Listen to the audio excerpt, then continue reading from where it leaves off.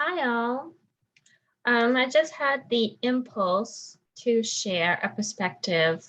I'm kind of the moment.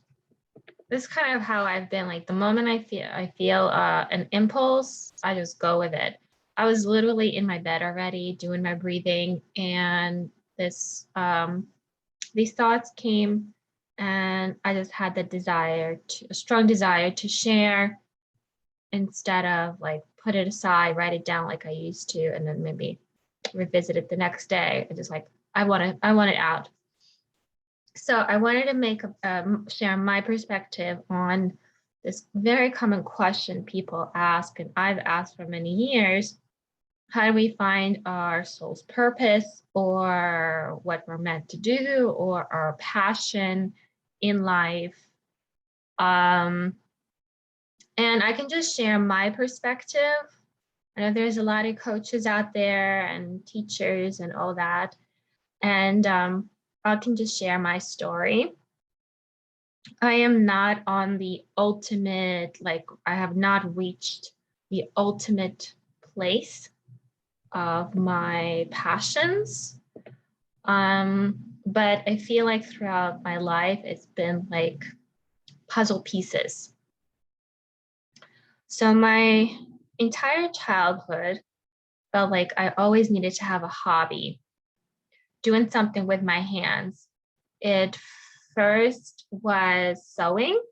My grandma taught me how to sew, and I started sewing for my dolls. I had very few dolls. I'm from Ukraine. We barely had anything. I had a few dolls. I had a little doll that was missing her hair. That inspired me to make wigs for my little doll. So I could sit for hours making clothes. Then we came to the States when I was 9, and I got my first Barbie. And then I got another Barbie, and then I got a Ken doll. And I would sit for hours making clothes for all of them. And it would be like my grandma usually just throw me some rags that she was done using. And I would make like an awesome outfit for my dolls out of these used up rags. And I remember my Ken doll, I made this great suit, pants, and a vest to show off his muscles with a button. It's like it was the 90s still. So it's like those banana pants where it's tight on the bottom. It was awesome. Then I had a bit of a gap between 13 and 17, I didn't have a hobby. I was kind of lost as a teenager. I was failing in school. But then I kind of got back on track, and I found a new hobby, which was sketching. I was doing an internship. I was bored. There's some art books there. And I just had a thought, why don't I try drawing what I see? So I spent a lot of time doing nothing, getting paid as an intern and drawing. So that lasted a while, which led me to change my major in college as well into art history. I became more fascinated with art. But I'm an immigrant. It's not a lucrative job. I got into a relationship as well. So I thought I need something more lucrative, more stable. So I changed professions, which was very heartbreaking for me to do. I changed majors. And doing so was, it diminished that creative impulse that I had, the creative drive, especially being in that relationship. When I left that relationship, I took on a hobby immediately. Like within a month, I found a hobby of photography. I just wanted to explore with it. So I walked around with an SLR camera, taking pictures, whatever, and made a few $100s in stock photo. Then there was like a big gap again. But I found another hobby, which was gardening. So that was even more so working with my hands for 2 years. I was just like I was in heaven. I had plot 10 minutes from my home. I can have my dog there. It was just heaven. And I didn't know much about gardening prior to that. And it just felt like I was becoming a master gardener within 2 years. So I definitely want to get back into that. I did a couple of paintings of my own, like with my own vision. And I gave that to friends. So, and that painting was it was like recycled art, but on the canvas. So I was manipulating a lot of the material with my hands and hot glue. So I was again working with my hands. Being in my profession was absolutely miserable for 10 years. I wanted to get out so bad. I pursued a second master's, went to business school. I was into business. And then I went overseas to do that, to Israel. And accidentally came across, when I was in school, I figured I'll be in school, I'll need a side job, side income. And in my profession, becoming little by little more popular, especially now with COVID, is telehealth, teletherapy. So I've had a side work doing that and discovered, hey, this is actually pretty good. It doesn't make me nowhere near as miserable as all the other settings I've done. And I discovered I can do the type of work that I always dream of doing. So what was crushing about my profession was it started off in grad school where just like any kind of medical field, it's very three-dimensional. For me, it's actually feels more like two-dimensional. And at the age of 22 or so, I started realizing that my brain sees things multidimensional, multi-layered. Even had a supervisor after I was finishing a practicum with her saying that my mind sees things like when I'm working with a client or planning for the client, I see things on multi-levels. And I was like, yeah, that's true. But I only started realizing that around that age, like I was 22, 21, 22. So I was really young and there was nobody around me to encourage that. And then I went to the next practicum and supervisors that I had would not let me do the work that I want to do for a client. I tried it once with a client. It worked out great. But of course, it made the boss look bad. There was a thing and it just demolished me. So I thought like there was no way I could be myself, see things the way I see things in this profession. It's like I couldn't breathe even. Until I found this setting and started doing of my own. But there's always that fear because there's still,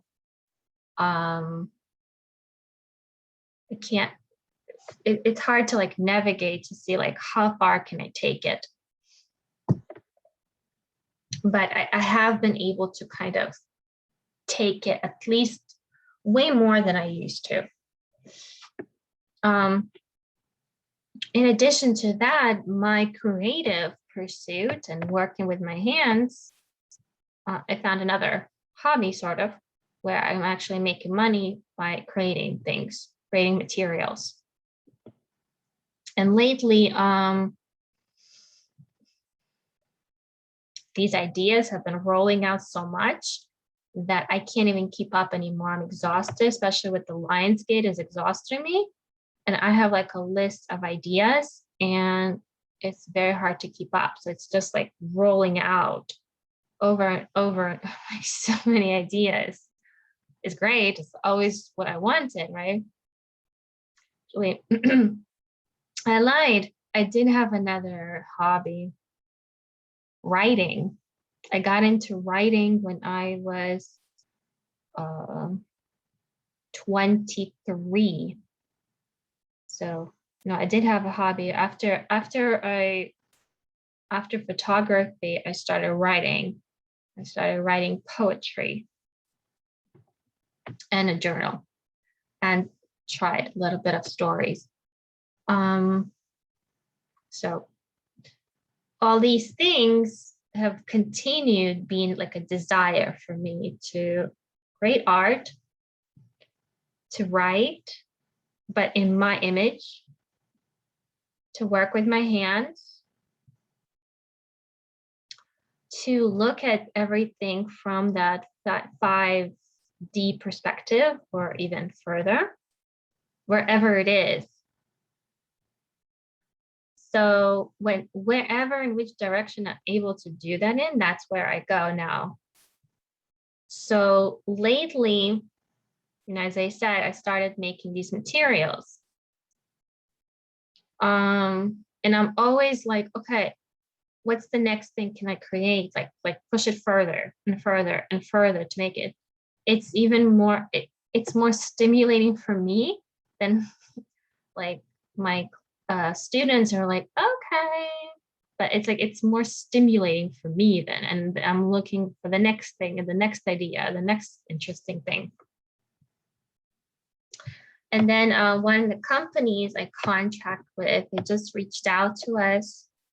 They're looking for writers for their website.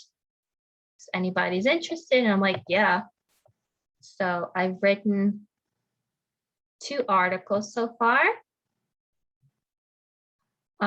with more for sure on the way for figuring out there's like one more topic that I wanted to write about.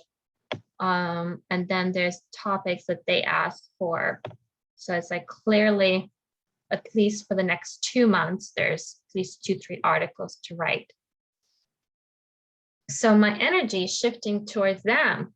And I contract with another company, and these type of opportunities are not available. They send clients, but now it's like, well, that's not enough because my energy is shifting in the direction where the company has, opportunities besides just getting clients. So it's interesting how that is going to unfold. So it's like a lot of it, finding the pursuit, our passions, our interests, our soul's purpose is just in the little moments, just sitting, doing your thing. Like I was sitting and making clothes. Well, what does that tell me about me? That I like to work with my hands, that I have imagination, because first you have to imagine it in your head what the outfit is going to be and how it's going to look on the doll. The type of sketching that I did was basically what I saw. That's what I was able to sketch. I don't for this sketching, I don't have imagination that much. A lot of times, like if I want to sketch something of my own, I still need to look at some photographs on the web to see like what, and sometimes I put different aspects. Like I have an idea of what I want, but I can't just draw it. I need to still look at something. And like I look at different photographs, like this photograph has this part that I like, and this photograph has this part that I like, and then I combine it into a sketch or a painting even. I still need to be able to look. So that's just how my mind works. I don't know why, but it's just how it is. And then you just spend time developing that and figure out, okay, what's the next thing I can draw or come up with? What's the next thing? What's the next thing? And you just little by little stretching that margin. And then somewhere along that path, you'll find other opportunities can kind of start opening up. It's not like these big opportunities like Hollywood and all that. You know, the artwork that I'm making now, money, there's some money in it, but it's not enough to pay bills even, at least right now, or even writing the articles. But it doesn't mean I'm not going to do it, because it's like, why not? So of course, and I do have like dreams like of what I want to create, like the big dream. But in order to get that, you got to go through this little day by day grinding at it. At least that's how I feel. You know, I have a dream of opening a big school, big. As I mean, tomorrow I'm going to go buy a building and start creating, opening those classes. I'm nowhere near that. And I went to business school like 2 years ago because I wanted to have my own business. Well, I started my own business, small business, just to learn all the different aspects that go into running your own business, being your own boss, sort of being more responsible. So it was like, let me start my own little online business just so I know what it feels like. So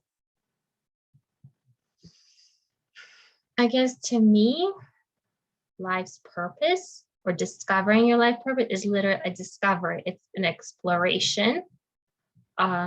It's playing with it day by day to see which way the energy is going to flow today. Sorry, somebody's trying to get my attention. There's somebody here.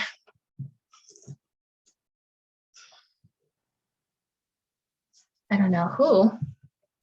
Sometimes like I get a pull to look in this direction, like there's energy here next to me in this direction. And it was like, look. Yeah, so I feel like there's no profession. It's impossible. Professions are created by the mind and by, you know, the puppet masters who are controlling everything. So they can't be a profession that's your true purpose. A profession can be a conduit of that energy that is natural to you. So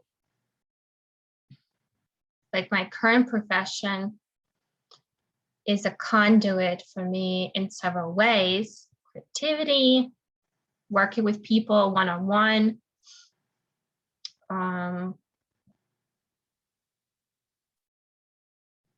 you know, training my mind continuously to look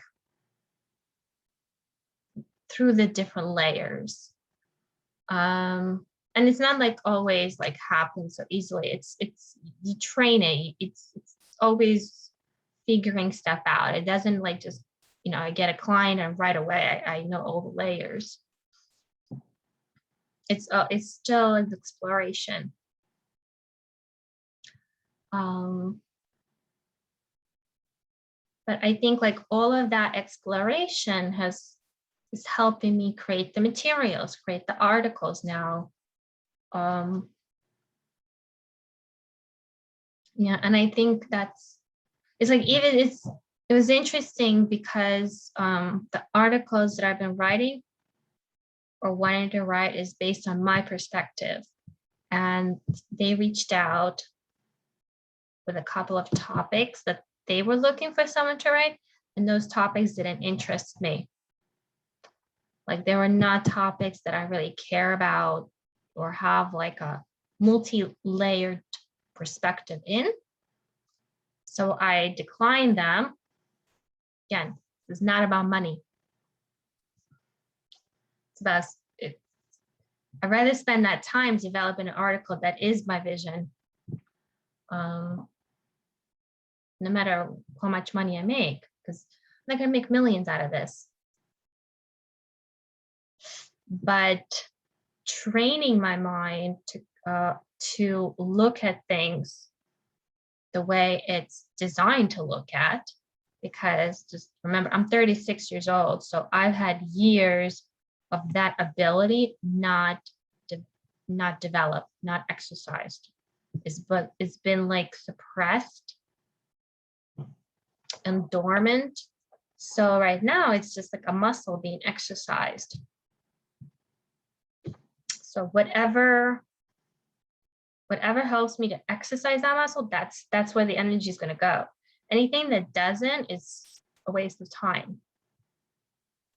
So I think that's what it is. Just your path is wherever that energy is going to levitate to. And you just go in that direction and you just keep going and you follow that energy trail throughout your life. Yeah,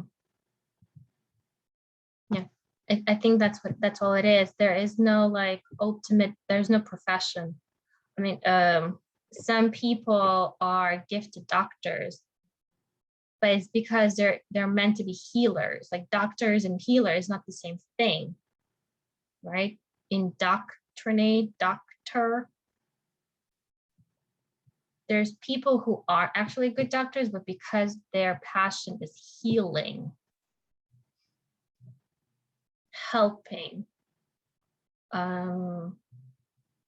or their passion could be, I don't know, problem solving, and being a surgeon is being like a neurologist or something, is a problem solver. They just found the conduit to channel their energy through because their ability is to problem solve or something like that, or to look at things from a very tiny perspective, because our blood vessels and all that are so tiny. Some people have that talent. So maybe they didn't go to become a surgeon because they wanted to be a healer, but because they have the ability to see things that others don't on this in the human body.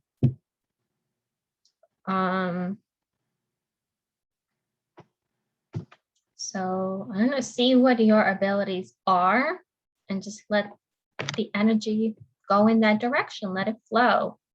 Let it just continue flowing. Just go in that direction. So I can, yeah. I have not like made it to my ultimate passion, but it's like, I don't think we ever do. I think it's always developing, always growing. It's always moving. If it's not moving and evolving and changing, then what's the point? And if it's not a struggle, what's the point?